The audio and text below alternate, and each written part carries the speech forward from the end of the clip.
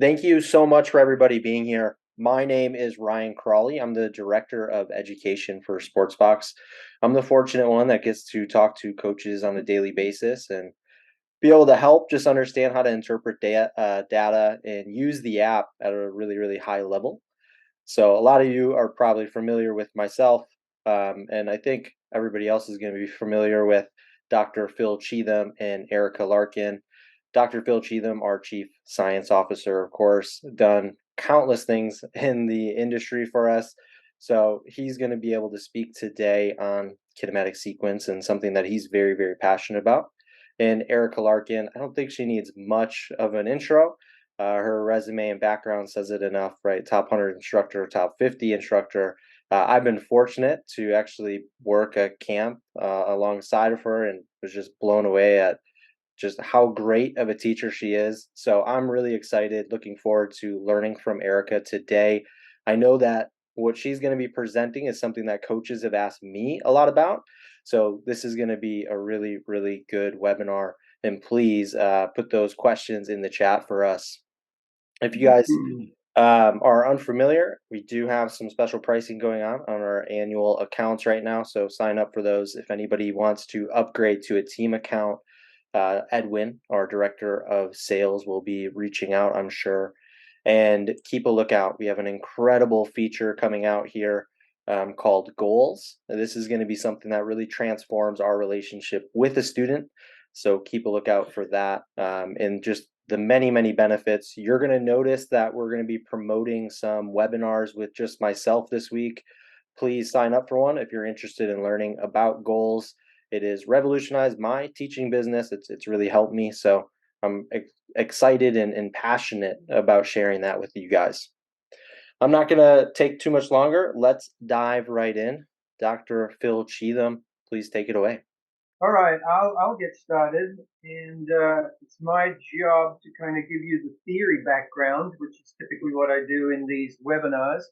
And we've already talked once about the kinematic sequence, but this time it's a little different. Eric is going to talk about, and Ryan, of course, they're going to talk about the practical aspects of how to work on what we call speed gain factors. So we're going to look in deeper into the kinematic sequence and see what it can tell us about energy balance across the joints of the body and how to avoid speed leaks, or at least identify speed leaks, and then come up with some drills on how to attack that issue. And basically, the kinematic sequence shows how the energy is transferred from the ground up to all the way to the club. I'll talk about this graph that you see on the screen in just a second. To give you a little bit of background, this is an established way of looking at energy transfer, and it's basically been around now for about 20 years. We developed it back at TPI in about the early 2000s, Dr. Greg Rose and I, and we've been analyzing swings with this method ever since. And it's even got across to many other sports now. We've seen it a lot in baseball, we see it in tennis. Any of the hitting sports are starting to use the kinematic sequence to describe energy flow through the swing. And one thing I want to point out, it's turning speed. We're looking at how fast you rotation. It's the turning speed of the body segments and the club, and how those speeds are increased from what we call the proximal segments to the distal segments. In other words, the close-in segments to the further out segments. These are not linear speeds in miles per hour. They're rotational speeds in degrees per second. And that's because the kinematic sequence, well, I should say there are several kinematic sequences, but the most important one is because the golf swing is mostly a rotational action. So we measure the turning speed of the pelvis, the chest, and then the swinging speed of the lead arm and the club shaft. And we have data on all of this information that I'm going to show today from many, many tour players. And so we can look at ranges and means and standard deviations, which give us an idea of what we're expecting to see in a good swing. And so we can then compare your swing to an elite swing and see where the differences are and see where the energy leaks are, see where there may be an overload of energy that may potentially cause injury. And that's the sort of thing that the kinematic sequence can do for us. Now, I'll just spend a minute or two talking about this graph that you've got in front of us. I like to think of it as a profile. Excuse me, I got a little bit going on in my throat. As a profile of your speed of all your body segments. The red segment here is the pelvis, the blue is the arm, the green is the chest, and the brown is the shaft of the club. So we go from pelvis to chest to shaft.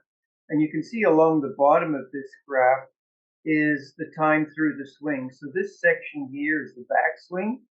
This grayed section is the downswing. And this section here is the follow through. And on the vertical axis, like I've been talking about already, is the turning speed.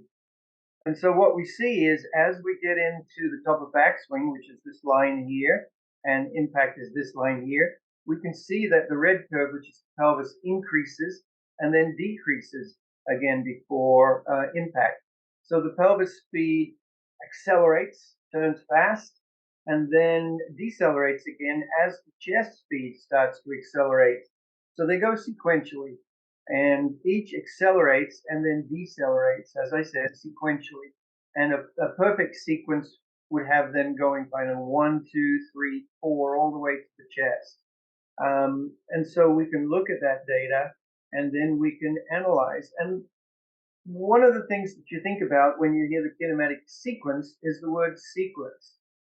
And so, yes, all of these peak speeds should occur in a nice orderly sequence.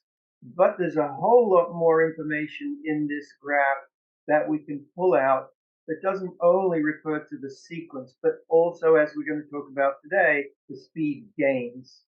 So in order to analyze the speed gains, of course, we've got to first analyze the speeds. So what we look at here is the maximum rotation speeds of the pelvis, chest, arm, and club. And you can see that this is a zoomed in section of just the downswing. And so we see the pelvis again red, chest green, arm blue, and club brown. And these are speeds in degrees per second. So what we found from our tour database is that the average pelvis rotation speed max is 480 degrees per second. The chest 730, and the arm 1,000, and the club 2280. So you can see they're increasing sequentially. The chest turns faster than the pelvis, the arm swings faster than the chest, and the club swing is faster than the arm. And the speed has increased from across each joint. So this gap here represents the stomach. This gap here represents the shoulders. And this jump in speed right here represents what the wrists contribute.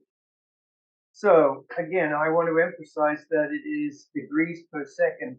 But what's that really mean? Not a lot of people are familiar with degrees per second. So let's break it down this way. 360 degrees are in one complete revolution or rotation. So if you do 360 degrees per second, you're doing about one rotation per second. So here we're doing 480 degrees per second. So that's about 1 1/3 rotations per second. Or if you want to think about it, if you're a person into car racing and cars and you understand revs per minute, RPMs, which is the rotation speed of the engine shown by the tachometer, then this turns out to be 80 RPM. So 480 degrees per second is the same as 80 revs per minute. It's a lot slower than the car, of course, but we're not rotating as fast as a car engine, which is typically like 1,000 RPM when it's idling and about 6,000 RPM when it's revving. But anyway, it gives you a little bit of a benchmark if you don't understand degrees per second. So the chest, 730, that would be about 120 RPM. The arm at 1,000 would be about 180 RPM. or nearly 3 rotations per second, and the club moving much, much faster, swinging much, much faster. If you allowed it to go all the way around in the circle, it would be doing about 380 RPM at its peak speed. Also, one of the interesting things, if you look at these diagrams here, you can look at the body posture when peak speed is achieved. And I've always thought that this is way earlier than most people think. The pelvis maximum speed occurs at about lead arm parallel and about pelvis square.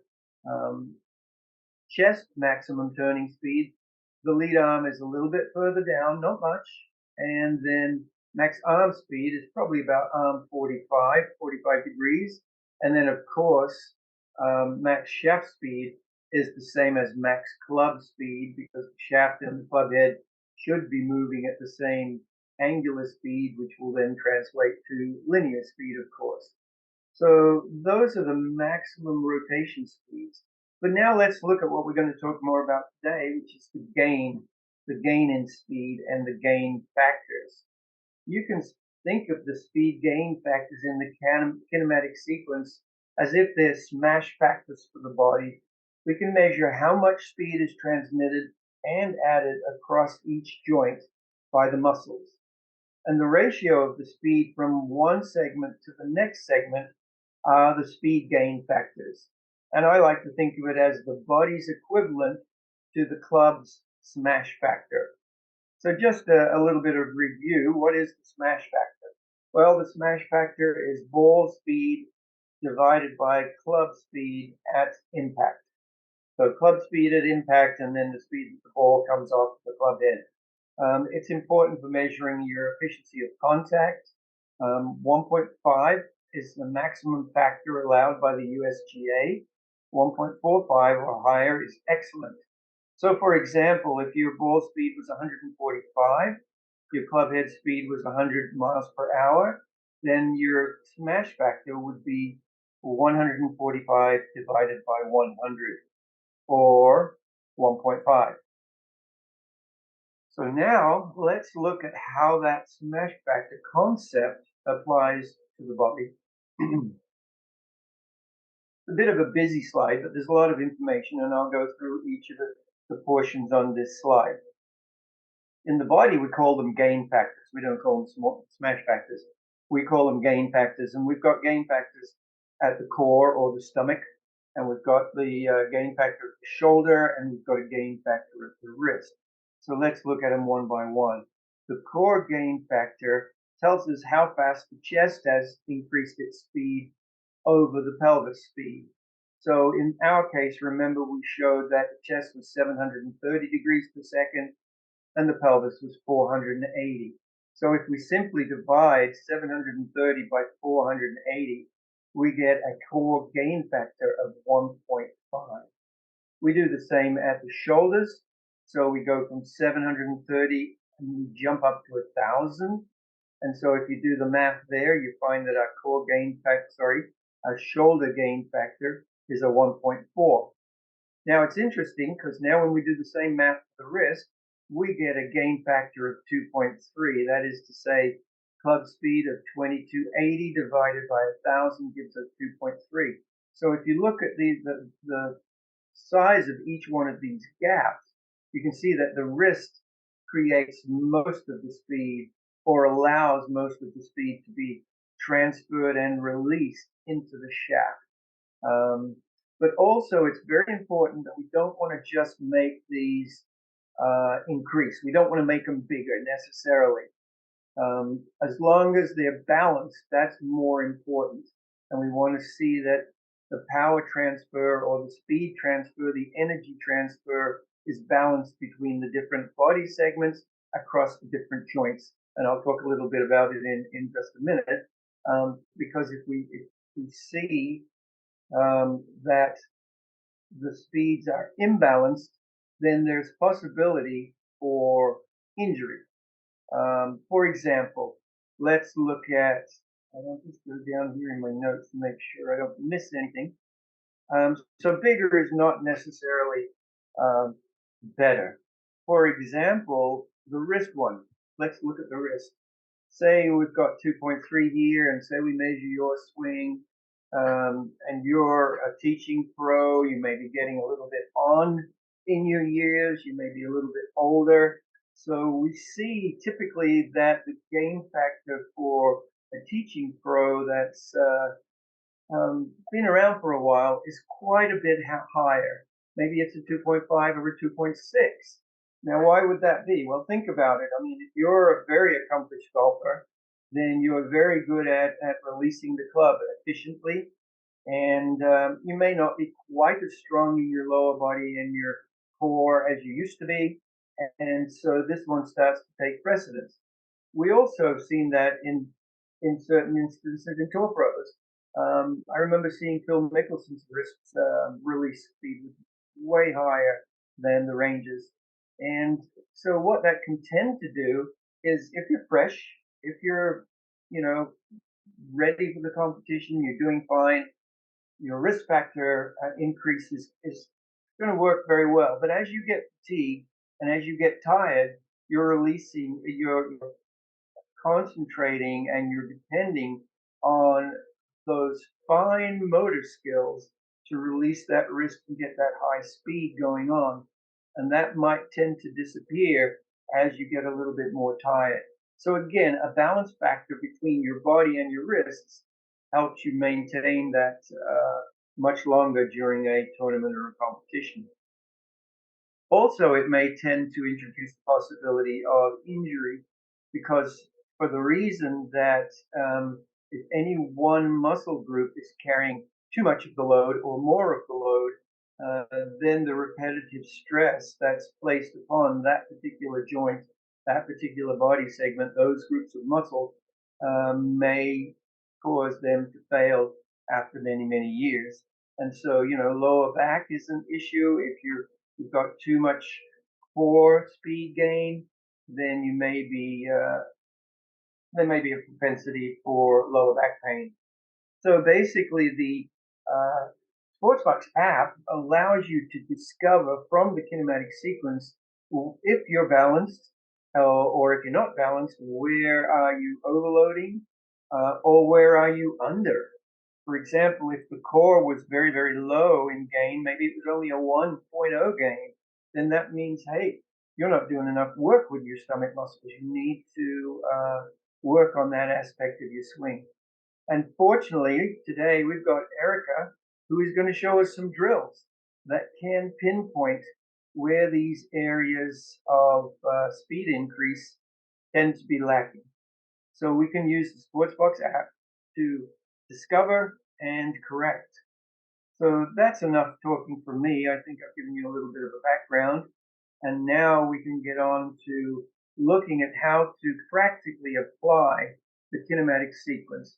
And that's what I like about the kinematic sequence. It's founded well in scientific principles, but it can be applied directly to the swing. So here we go. I'll hand it over to you two. Please take it away. Thank you, Phil.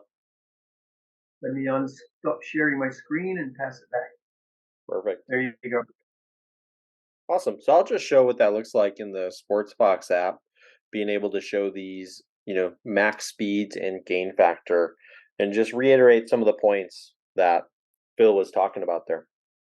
So this is one of my students, for example, and down at the bottom, I just pulled up all the max speeds and then the 3 gain factors. So as stated, you can think of this like smash factor, similar to it. So it's going to tell us how well we're taking speed from one segment and then passing it to that next segment. So if we look at Declan here, specifically this core gain factor, you can see he has 1.29. 1.5 is the number that we're looking for there. And so how you come up with this number is just doing 660.2, divide that by 513.7, and it comes out to that 1.29. So right away, this is just indicating that his gain factor, his core gain factor, is going to be low. So there's something there that's going to be causing him to lose some speed as well. Now, to me, the coolest part about this is obviously not all of us work with like tour players, right? Tour players are going to be hitting the ball further. If we have a guy that's, 60 years old and, trying to keep it in the 90 to 100 range, when we look at his max speeds, we're probably going to notice that they're going to be less, right? He's not going to be hitting it nearly as far as a tour player, but his gain factor can still be on par with the tour. So that's the nice thing about this is our players don't have to have the same max speeds, but we can use these gain factors and be able to kind of compare it apples to apples then. So in Declan's case, you can see his core gain factor is going to be a little bit too low. Now, if you look at shoulder gain factor, again, that's going to be from the chest turn speed max to the lead upper arm speed max. So if you did the 821 divided by 660, that's going to come out to this shoulder gain factor down at the bottom. 1.4 is the number that you're looking for there. So again, we can see that he's going to be a little bit on the slow end. And then lastly, that wrist gain factor. So if you did the shaft speed max, divide that by the lead upper arm speed max, so 1945 divided by 821, that's going to come out to that 2.37. And with the driver, you're looking for 2.3. With a mid iron, it's 2.4, so a slight little difference there. But we can see for Declan, his core gain factor is low, his shoulder gain factor is low, and then his wrist gain factor is going to be a little bit higher. So it's interesting for us to be able to see, okay, well, where is our player? And then where can we get a little bit of speed? Where can we make them be a little bit more efficient? In Declan's case, that core gain factor and shoulder gain factor really stand out to me. And this is the really like cool part and interesting part is just now what do we do with this? How can we go about actually changing this information? How can we get his core gain factor to increase? How can you get his shoulder gain factor to increase? And there's lots of ways that you can do this, but that's the part that Erika is going to be speaking on. And I think there's going to be a lot of coaches who understand, okay, gain factor's low. Well, what can I do next? Or gain factor's too high. What can I do to kind of even that back out? And Erika has some really, really cool drills that she's going to show, kind of highlighting each of these specific gain factors and how we can train it. So I'm going to pass it off to her. Thanks, Ryan. Both of you did an awesome job there explaining all those details. I think as I've been using Sportsbox and excited about the addition of these ratios, for me, I'm a new user of 3 in general over the last 2 years since I started using Sportsbox. And so having the ability to apply kinematic sequence information to my players without necessarily reading a graph is nice. It's quick. It seems easy to me. I understand it in a way that I can communicate it very quickly to the student, and so for that, I really do like this feature of the Sportsbox data that is now available. I will share my screen and show you guys some of the drills that I came up with here. Let's share. So we're going to go through this video where I will show you a drill. We'll pause and talk about it for a moment, and then go through them all. So I've categorized them into 3. We're going to start with the wrist gain drills and then work our way up to shoulder and then to core. I also have a couple anecdotal examples of some students that I've been working with and how we applied a few of these ideas to them directly. So we'll show kind of before and after as we get going. So let's just play this first one here. This is pretty basic. You can see that I'm standing with my feet together and just doing what I would call an L to L swing, a little more slow motion. I'm allowing my body to gently pivot, but it's not a big body release through impact. If the golfer was really spinning out or losing balance or trying to twist too much, you could 100% drop the trail foot back and take more of a one-legged stance or a lunge stance and do the same exercise. This is meant to be handsy and flippy. What we don't want is for the golfer to drag the club through impact. We'll play it once more here. And so, the idea is to let the wrists unhinge This might be a little manipulated for some golfers that have been dragging the club through and not releasing it, but we want to see and encourage the golfer for the shaft to pass the hands. Here's another wrist gain drill. This one I would recommend putting the club upside down or using an alignment rod so the bag doesn't go away flying. Or you can stake the bag in the ground and support it with some anchor. But the idea is not going to be that we're hitting this as hard as we can. I would preset the body towards the front leg in an impact position with an open pelvis. The chest can be square to slightly open as well. So it's like you're already rotated into that front side of the body. And then the final piece is to get the hands and wrists releasing. If you want to use the club head side down, you can also have a discussion about club face as it arrives into the side of the bag, but maybe, that could be too much for some golfers. You just want them simply getting that feeling of unhinging. So depending on the golfer and their club face control, obviously there's different things you can apply to different students, but I would say this is just taking the first drill and maybe even potentially breaking it down to a more bite-sized feel and forcing the golfer to stabilize their front side of their body in a way that now you're really just feeling the hands come in. All right, so we'll play the rest of that one. I think I just do a little slow-mo here for you. Okay, this one's a good old-fashioned whoosh drill. I know a lot of you use this, but this would be a classic wrist gain drill. You could definitely say that this would also apply to maybe how fast the arms are moving. So you could argue this might also creep into the shoulder gain category.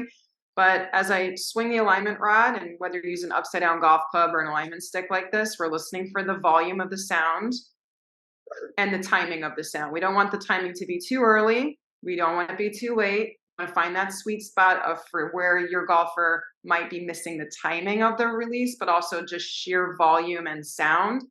The faster, the louder. The louder is faster, right? We all know that. So if we're not hearing a big whoosh at all, then they're not using their wrists. We're not getting that club head and shaft to release. We're not getting the wrist gain ratio that we would like. So this is just a nice, simple way of getting somebody to feel and get a little bit of audio feedback. All right, moving on to shoulder gain drills. This is a bouncy ball. Thought about the idea of doing this with something a little bit more weighted. If you had one of those jam balls or medicine balls, you just wouldn't want to use too much weight.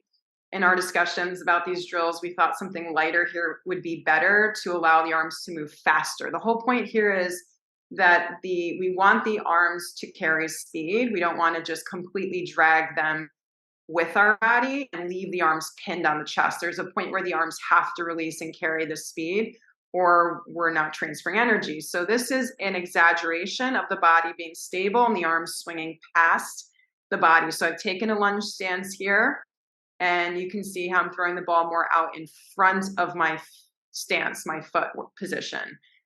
You can play with this. I just think that we want to see the left arm ultimately releasing past the torso a little bit and becoming disconnected, not in a way that we're swinging way out to right field as a right-handed golfer, but more just down the target line, and the chest is not spinning out. That's the feeling we're trying to create. Here I used an impact bag, again, not too heavy. It's probably about 5 pounds altogether stuffed with these towels. And this is another version. I felt throwing it out in front of the stance was just creating an imbalance. So this one I feel is better thrown more at the ground like this, where there's more of a slam down to the right of that trail foot, the back of that trail foot. And so in an effort to do this, I'm using the ground. There's a little bit of explosive movement more down, not so much rotationally, so that the chest, as it stabilizes, stops rotating and the arms continue. So this is transfer energy, like out to the arms and then releasing that impact bag, or if you had, again, a heavy medicine ball, more down, either just to the trail side of the body or directly in front of the stance position. Keep going. Any questions or comments yet, or anything you want to add in, Phil or Ryan, that before we move on to core gain? How are we doing so far? Doing good. I like that swoosh drill. Okay, cool. All right, so moving on, here's some core gain drills that I think are really fun. For me, this part feels more fitness-ish, like, getting somebody to be more wholly dynamic with their body. And I think we also have to be careful that with these core gain drills, we pay attention to what the pelvis is doing or what it did before. the moment of when the core and the chest are catching up.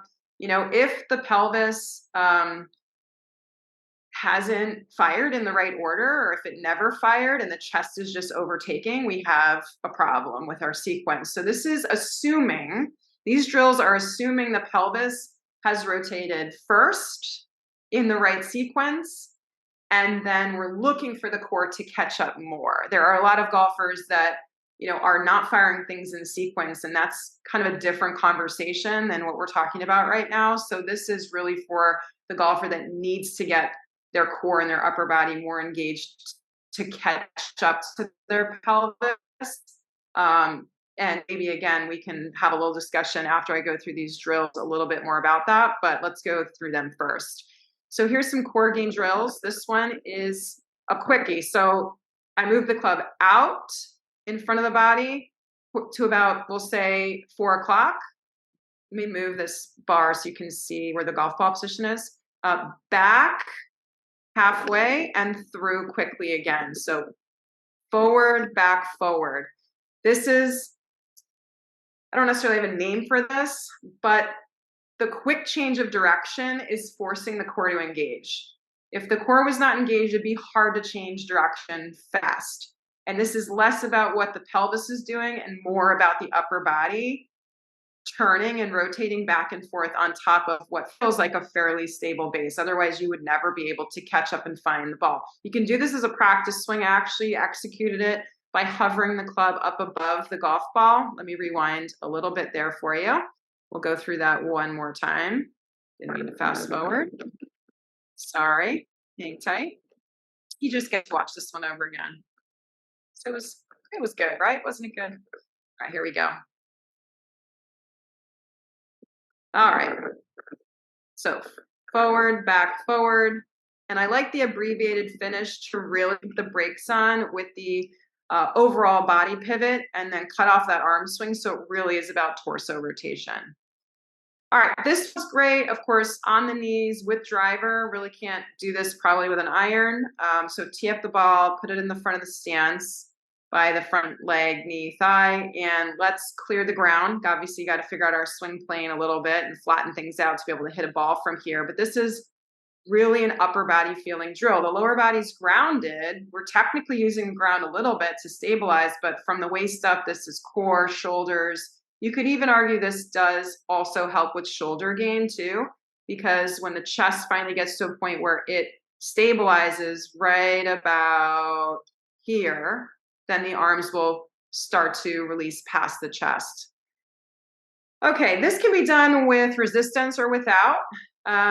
I step to the side and turn. It can be done a little more dynamically with resistance to the waist or hip anchor point, or with a golf club like this, which would be anchored to a door or a post. Here's another variation done in a lunge stance where I'm turning across the front side of the body. So lower body's stable and turning. So these are just variations of the same thing with resistance here. You know, the Golf Forever program, this is the downshift version of that. You can just buy these types of bars and fitness bungees from a lot of different places. So I think they all are great to have around as a teaching aid that you can anchor to a golf cart, a door jamb in your studio, or potentially, you know, an exterior door, something like this. So a good way of getting a golfer to feel lighting up their core without their lower body spinning out. Another variation here, I'm in my golf posture. And you can play with the anchor point. You can see I have it more mid-body. You can put the red band down lower towards the ground or higher, depending on what it is you're trying to get the golfer to feel, which way you want them to pull. But for just a neutral, I anchored it kind of mid-body, open my pelvis, and then just turn the chest. So I decided I wanted a little bit of dynamic movement in the lower body and then mostly chest rotation. And last but not least, I'm saying this is really an all gains drill. I mean, I debated on whether it was shoulder or core, but this is what I would call a recoil drill. So dynamically with a golf ball or not, I'm going to follow through and recoil immediately. You could have the golfer recoil all the way to their backswing or stop in that really abbreviated follow through, we'll say 3 o'clock position, and right away to the finish. Why is this important? Because a lot of golfers that spin out and lose their balance at the end never stabilize their pelvis so that their core can catch up. Or maybe their chest is spinning out with their pelvis. Now they're really losing balance at the end and their arms just get dragged along and they never transfer energy out. So, in an effort to recoil after you're done swinging and hitting, it seems with my experience using this with golfers that it forces them to put on the brakes sooner. They're anticipating that recoil. They don't spin out, their front leg and foot behave much better, and they cut off their body pivot in a way that their arms and their wrists too will release better. So I will show you this one actually with a student that I was working with here in a moment. Before I go into the anecdotal examples, case studies, if you will, I'll pause here for a moment and just allow for a little discussion back to the group about anything, these drills, and also the idea of maybe just the stretch coil X factor. If we could maybe talk about that for just a minute, because I think that's really key to make sure that everyone understands.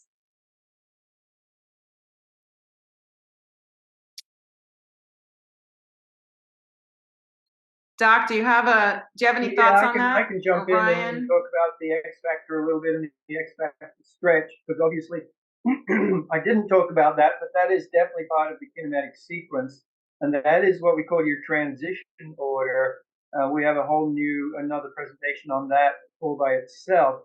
But as you mentioned, we want to start the downswing with the pelvis while the rest of the body is still in the backswing. So we get that core stretch or that X factor stretch, and that allows the muscles to build tension and fire stronger. And then the sequence then, of course, flows up to the shoulder. So that's what we want next. And we'd like to see that the chest turn before the arms turn, so that that kind of pins or not doesn't pin, but compresses the shoulder against the chest and allows the shoulder muscles to increase tension and fire stronger. And then, of course, the same with the wrist. We want to see either a fixed wrist or probably more like a downswing loading, where we get a little bit of a stretch shorten cycle on the wrists. And that's using what we call the stretch shorten cycle of the muscle. And that basically allows, like I said, an increased tension. So if the force is larger in the muscle, it can explode faster and stronger. Also, the stretch reflex can come into play, and that also helps as well. So there's a number of benefits, and that's the transition phase of the kinematic sequence. What we've been talking about today is the acceleration, deceleration, and the speed gain across each body segment. Is it possible that if somebody has really high torso rotation max speed, chest max speed, that if the timing of that max speed is sort of misaligned in sequence, that the ratios would be affected, or does it still? That's one thing that's interesting about the ratios. They are independent of the sequencing. So if you want to look at the sequencing, then you've got to kind of fine tune both of them. But if you're saying, okay, you're not getting an increase in speed here from one to the other, then we look at the speed gains, and we can do these drills, and we can do, of course, strength and conditioning is huge as well. We didn't really talk much about that. You've got to be strong and powerful for this to occur. And also, you can probably appreciate that your arm max speed, and certainly the shaft max speed is the same as the club head max speed, and that ought to be at impact. But the arm max speed can slightly vary. I've seen quite often, even in tour pros, that the arm speed peaks slightly before the chest speed or slightly after. So it can wander around a little bit in its timing, depending on what the outcome. Now, if you talk about baseball, then obviously the arm speed is going to change significantly, because that's much more strategic, depending on where the ball is coming. Whether it's high, whether it's low, whether it's out, whether it's in, you're going to have to change your sequencing significantly there. But for us in golf, we put the ball on the ground and it's not moving. However, we do have different types of shots. Yeah, and I think you said earlier that there needs to be a little red flag if the ratio looks too high, right? That also is an indicator that Maybe a piece is moving too fast relative to the previous piece, and that's a sign that something's out of sequence. I mean, I think as coaches, our eyes are trained more or less to pick up on how a golfer is moving, you know, just visually, but you can be fooled, and sometimes you don't realize how fast certain pieces are truly moving. Is that accurate? Yeah, and typically a golfer is going to go to their strength. So, they might start overusing, if they're very powerful in the arms, they may start overusing and try to muscle the swing. So, of course, we need to balance it a little bit because they can't always depend on being strong in their arms. They're gonna tire. Whatever part of the body is being overused, it's going to fatigue sooner than the rest of the body. So that's why we need a balance. Yeah. Ryan, do you want to add anything to that, or should we move on? We got a couple of questions if you want to take a second and Okay. answer those. So Matt Yeah. Henderson, he asked how you would slow wrist gain down. I would say probably look back to how fast or not the chest is moving, right? So, like, if the chest stalls out too soon, then that's going to create higher arm and wrist speed. Whenever the other previous segment starts to decel, it inspires the next segment to take over. Now, there's other factors like why are the hands firing too much too soon? If the club face is wide open or something out of position, then that can inspire that kind of movement because the golfer's desperately trying to square the face up so that they don't maybe completely shank it. So there's body movement, and then there's also ball control. And I think as a coach, we're always trying to figure out what comes first, the chicken or the egg. Is it the body movement inspiring the club face, or is the club face inspiring the body movement? Yeah, I agree with that. And it's also important to know that at least with solid players, decent players, and Phil mentioned this, but you will see that risk gains are going to be higher generally for like us, basically instructors. As we continue to get older, the risk gain is going to, creep a little bit higher and higher. So that is just something to kind of keep in the back of our minds because it might be something that they should keep doing in order to help them obviously hit the golf ball further. Now, if it's Right. causing wrist injury, then that's where maybe we would need to change it. And yeah, I would look back and see, okay, what's the chest doing? What is the lead upper arm doing? And seeing if I could change it that way. Yeah, and understand if the wrist gain is where they're getting most of their speed from. They're not able to use their body as much as they would like to or used to because of injury or age or mobility issues, let's say. Then negotiating the club face orientation with the grip change, a ball position change, body alignment, knowing that they're not going to be as open as you want them to be at impact or as dynamic as you want them to be at impact doesn't mean they still can't hit a decent shot. It just might not be optimized in terms of how they're transferring energy through the body. It might just only be those last couple pieces of the chain, which it is what it is. It just depends on that golfer's goals and the priority that they want to work on. But there can be a point of diminishing returns if you're trying to get them to all of a sudden use so much more, lower body or core, and they just physically can't or don't have the strength or balance to coordinate that. That could be a point of diminishing returns because they start to lose control. So that's what we do, right? We're always trying to help people solve these math equations of their golf swing to make the best case scenario of what they can repeat, what they can control for where they are in their golf journey and as a human in their life. So there's a lot of factors there for sure. But I just think these are valuable tools to measure things and then you can make decisions as a coach on how you want to move forward. Yeah, I think one of the important things is now you've got another tool in your toolbox that can tell you what's going on in a little bit more detail.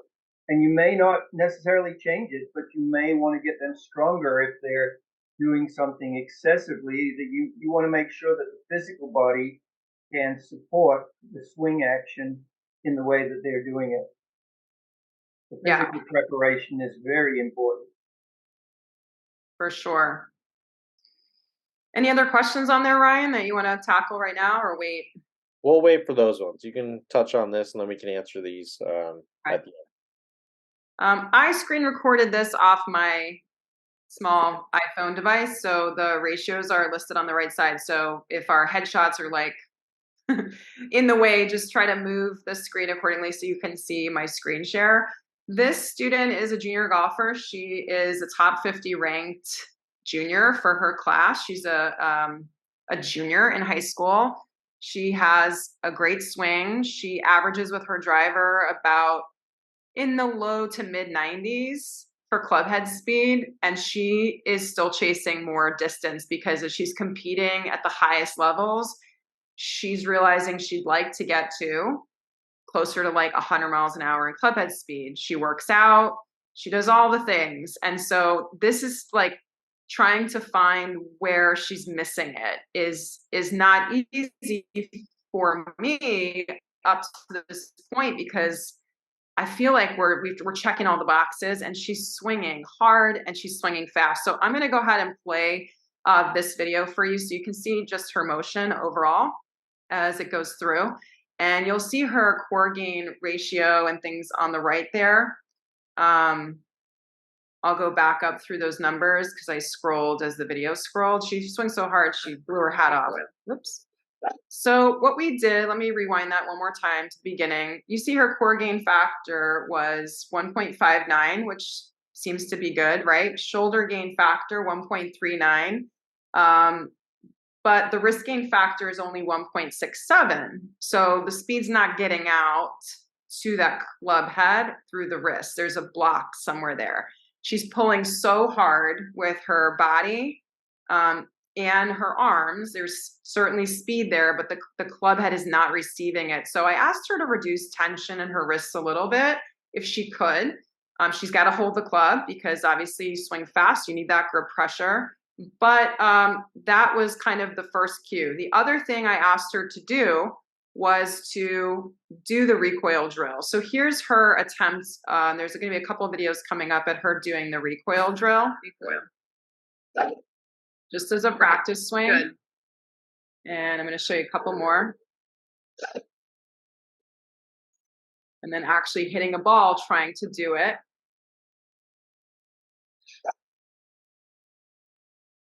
Okay, obviously that's not slow-mo. This was that last swing. I filmed her just after that with slow-mo and imported it into Sportsbox. Would recommend you film in the app. It gives you access to some more data than importing videos sometimes. So I don't have the max speed numbers to show you here, but you can see the wrist gain factor immediately went up. What went, I think, down slightly was shoulder gain factor. Doesn't matter because the point was for her to feel the wrist catching up to the body. I also did one more drill, which I didn't film, but I just held a pool noodle out in front of her at about what would be like the 3 o'clock position and the follow through, and asked her a few times to swing and basically follow through, stop her arms and curl her wrists around the bottom of the noodle, kind of like forcing the hinge to kick over. Another great tool, something like an orange whip that's counterweighted, swinging that got her feeling a little bit more release like through impact. So those were a couple other things that we did during our training session this particular day, and we were able to see a change in that risk gain factor. So she's been asked to go home, think about this, measure herself on Sportsbox and her own practice, and then we'll see where she is, a week or two from now when I see her next. She's very much still in her tournament season. She's still got a couple really big events coming up. So there's only so much we're going to do now, but we're going to work harder on this in the winter and see where we can get and if we can help her get more speed out to the club head, because clearly she's moving fast, but it's just coordinating it better, I think, is going to unlock the extra 3, 4, 5 miles per hour that she probably already has in her. Any thoughts on that, you guys, that you want to add before we go to student number 2? No, that was really good. Good? Okay. All right, so student number 2 is another junior golfer, coincidentally, and he is about 6 feet tall. He's like freshman in high school. I've worked with him for a number of years now. He's always been very much a string bean, very tall and lanky. He's got legs for days. The kid's waist is very high, so he's got a shorter torso, really long legs.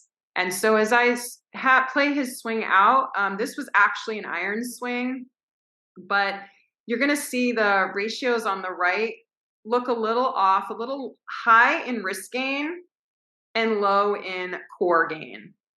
So the goal here was to take a harder look at how he could get his upper body firing through a little bit better relative to pelvis, and if he was even maybe opening his pelvis enough to then fire the chest on top of it. One thing I want to add here anecdotally is that his path lately has been creeping a little bit more positive. So he's swinging more into out. And I don't have the down the line video to show you, but the release of the arms coming through impact heads much more out to the right. His hands really get kind of disconnected from his body because there's so much release happening through the wrist, but his arms kind of leave his chest because his chest has not fired fast enough for long enough is kind of the way I'm looking at this. So trying to get the upper body to fire better and for a little bit longer, I think will time him up better to not only get speed through his body, which by the way, he's at a point where he's swinging for his age, 14 years old and his size. And again, dripping wet, he's probably 120 pounds. He's doing a really good job of creating 95 miles per hour. I've seen him get it up to 97 on a max swing. But most of it is, again, not coming from maybe where it could be. There's definitely something we said for him still doing a lot of rowing and needs to gain some muscle over time. I think he just will always be thin, a thin build.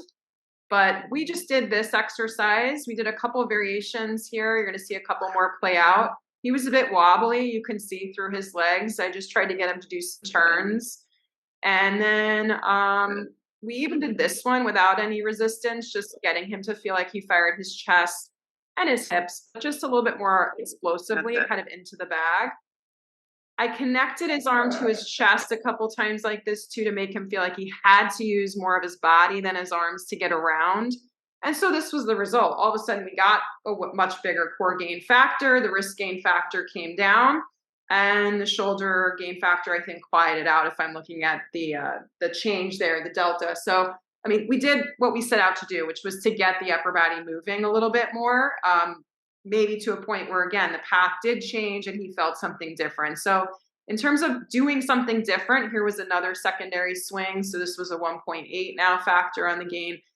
I will say that the baseline we measured was an iron and this was a driver. And I don't know if that also has something to do with anything, but I do feel like he was moving better and the path started to shift. And so for me, I was happy with the results we were getting focusing on this and giving him something to feel that he could go back to home and do, but also like with his trainer, which he does have, to focus continually more on just building strength and not only in the lower body, but also in the upper body so that we could get around better and with a little bit more stability.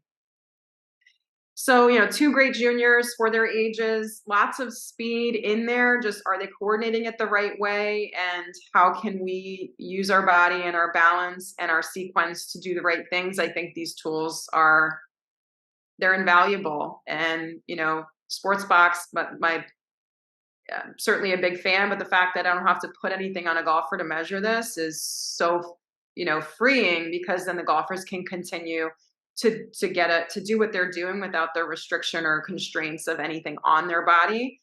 And you can measure practice swings, theoretically, drill swings. Like you can Sportsbox any swing you want to see if it's making a change while you're even just doing the practice, not just the real thing. So that's kind of cool. So I will pause there and we can take any other questions, or if you guys want to chime back in. That is all I have prepared today. Thanks, Erika. Thank you, Erika. My pleasure. We do have some questions. So let's see. Okay.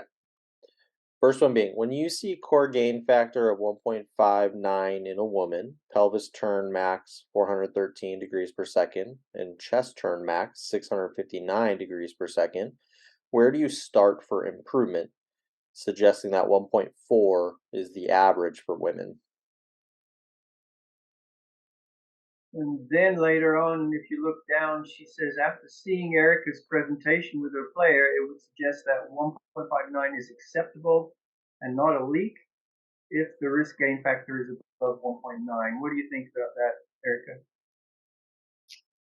I mean, I think that's pretty close. 1.59, I guess, is a little bit elevated technically for the core gain factor.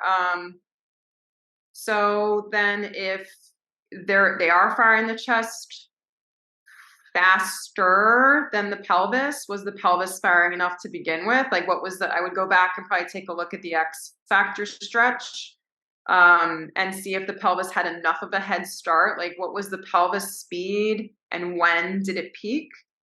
I would maybe take a look at that and see the timing between the two pieces, because maybe the speed's good or the ratio is showing a little high because the sequence is slightly off. I don't know. What do you think, Phil?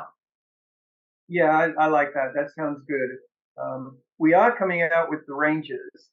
I don't think they're in there yet, but eventually we'll have them and they'll be easier to see and we can publish those. Brian, can you address that? Did we put out the ranges already? The range is not in there yet. I was actually looking to see if I could find the range quickly just to be able to share, but unfortunately, Yeah, I know Nate posted that just the other day. yeah, So we'll be wherever I coming out put with it, the I can't find say what? it. So wherever I put it, I can't find that range, unfortunately. Yeah, Let's, we'll put those out either on the website or in an email, and they'll be coming in the app probably in the next version. yeah, yeah, and those are important to look at. The other thing that I'm always kind of using these gain factors for as well is just kind of assessing potential injury. So if that person is communicating any pain, any injury kind of coming from, the core gain factor being that high, then that could be something that maybe you'd want to obviously address and change just to keep them healthy while they're playing golf. But just because the gain factor is high doesn't mean that they are going to get hurt or injured. Like Erica said, it could just show that there's a sequence issue kind of popping up there too. Okay. Next question. Yeah. Do we apply this to short game, i.e., pitching? To my understanding and the way I see pitching is it's not quite the same kinematic sequence. So I think that the answer is no. But Yeah, I tend to agree with you. Obviously, the slower the swing, the more all of those peaks are going to come together a little bit more. But you still are going to get some gains, but the gains again are not going to be the same. You have to get gains. I mean, that's a natural aspect of the golf swing. But the sequence is slightly different. you have a lot less like pelvis speed, right? And so then the core gain factor would be a lot higher. The ratio would be, I guess, a lot higher. It appropriately enough, because then if the pelvis is more stable and like slower overall and the upper body's doing more of the turning, it's all relative, but the peak speed of the chest is always going to be relatively higher than what the pelvis is doing when you're talking about overall slower, more connected motion. I always think of pitching as more like back together, through together. It's less of that separation and segmentation of the body. And so all the ratios are going to look a little different, but I don't know. Am I thinking about that right, Phil? Where like it would be a higher core gain ratio, I think but that less speed. yeah, I would defer at the moment. I like to look at that, and I think that's a really good study that we can do in the near future, because now we're getting thousands and thousands of swings coming in. We can start looking at pitch shots. We can start all across the board for different clubs. In fact, we are building a database for mid irons, and everything we've been showing so far has been driver mostly. So yeah, we're getting cleverer and cleverer as we go, because we're getting more and more data that we can analyze.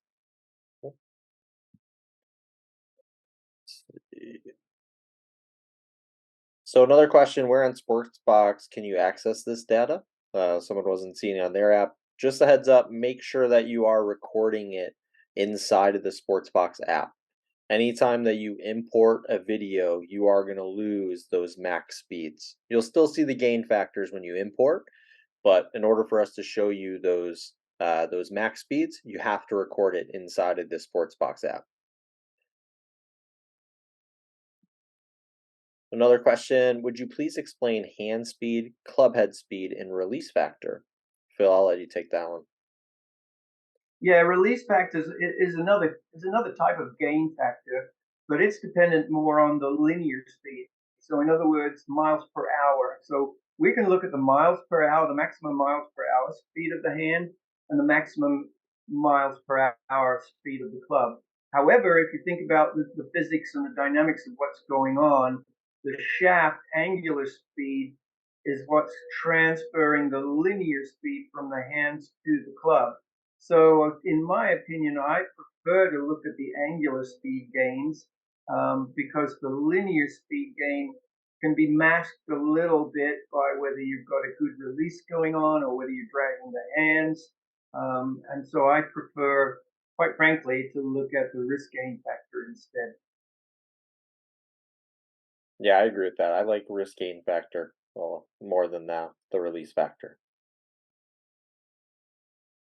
Okay. Does rotational speed and gain factors change with different clubs? Example, irons versus drivers. Yeah, I think I was just alluding to that earlier. It's going to be different. And as Erika was alluding as well. So we need to build up our databases for all the different types of swings, the different types of clubs. And we are coming out with driver and mid irons for men and women tour pros. And of course, as we progress over the next months and years, we'll be building many, many different databases. Yeah, I know for at least for gain factors, pretty similar between driver and mid iron for the men. I don't have the female. The one little change is in the risk gain factor. There's a little bit higher risk gain factor with the mid iron than there is driver. But it's 1.5, 1.4, and then 2.3 is driver, 2.4 is mid iron. Like All I said, right. I don't have the LPGA, unfortunately, but just to kind of give some insight there between driver and mid iron at least. When And you are in the app, you just click on the data tile and the little definition pops up to remind you what those ratios, ideal ratios, tour player ratios are. So as you're learning this, if it's something new for you, just click on the data tile and you'll see where the ranges are, the suggested ranges are. And just to talk about ranges really quickly, if you're outside the range, sometimes it doesn't mean you're bad. Sometimes you may be. I mean, it's like club head speed or something. You might be doing a good job. But what it means is you're different to 9 out of 10 golfers in that database. You're like 1 out of 10 can do what you're doing. So there is some difference. There is something going on. You can think of it as a red flag, maybe not a red flag, but just a flag that says you should look at that and find out why.